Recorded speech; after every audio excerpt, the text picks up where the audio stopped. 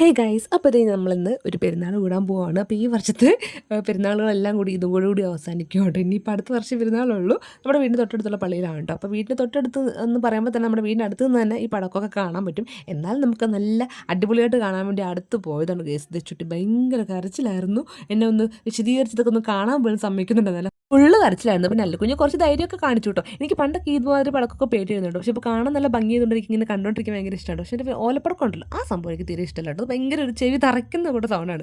ഇതാകുമ്പോൾ നമുക്ക് കണ്ടുകൊണ്ടിരിക്കാൻ പറ്റും, എൻജോയ് ചെയ്യാനും പറ്റും. അങ്ങനെ ഒരു 10-15 മിനിറ്റോളം ഫുൾ ഈ ഒരു പടക്കം പിടിക്കൽ തന്നെ ആയിരുന്നു കേട്ടോ. അത്രയും നേരം തെച്ചുകൂടി കരഞ്ഞുകൊണ്ടിരുന്നു. പിന്നെ നമ്മൾ പ്രദക്ഷിണമൊക്കെ ഉണ്ടായിരുന്നു കേട്ടോ. അപ്പോൾ അതൊക്കെ ഇങ്ങോട്ട് എത്തുന്നതിന് മുന്നേട്ട് ഞങ്ങൾ പള്ളിയിൽ നിന്ന് പോയിട്ട് വരാമെന്ന് വിചാരിച്ചു കേട്ടോ. കാര്യം ഇവിടെ വരുമ്പോൾ വേറൊരു പടക്കം ഉണ്ടാകും, ഒരു കൂട്ടം മാലപ്പടക്കമൊക്കെ ഇട്ട് കത്തിക്കുന്നുണ്ട്. അപ്പോൾ അവരൊക്കെ വരുമ്പോഴാണ് ആ ഒരു കത്തിക്കലുണ്ടാകുക. അതുകൊണ്ടിട്ട് അവർ വരുന്നതിന് മുന്നേ ആയിട്ട് ഞങ്ങൾ അവിടെ വന്ന് തൊഴുത് ഇത്തിരി പലഹാരമൊക്കെ വാങ്ങിച്ചിട്ടൊക്കെ പോകാമെന്ന് വിചാരിച്ചിട്ട് പോകാൻ. അല്ലെങ്കിൽ ഇതിച്ചിട്ട് വീണ്ടും കരയിട്ടു കേസ്. അങ്ങനെ അവിടെ നിന്ന് കുറച്ച് വീഡിയോസും ഫോട്ടോസൊക്കെ എടുത്തിട്ട് നമ്മുടെ വീട് തൊട്ടടുത്ത് തന്നെയാണ്, അതുകൊണ്ട് ഒത്തിരി പോകേണ്ടി വന്നില്ല.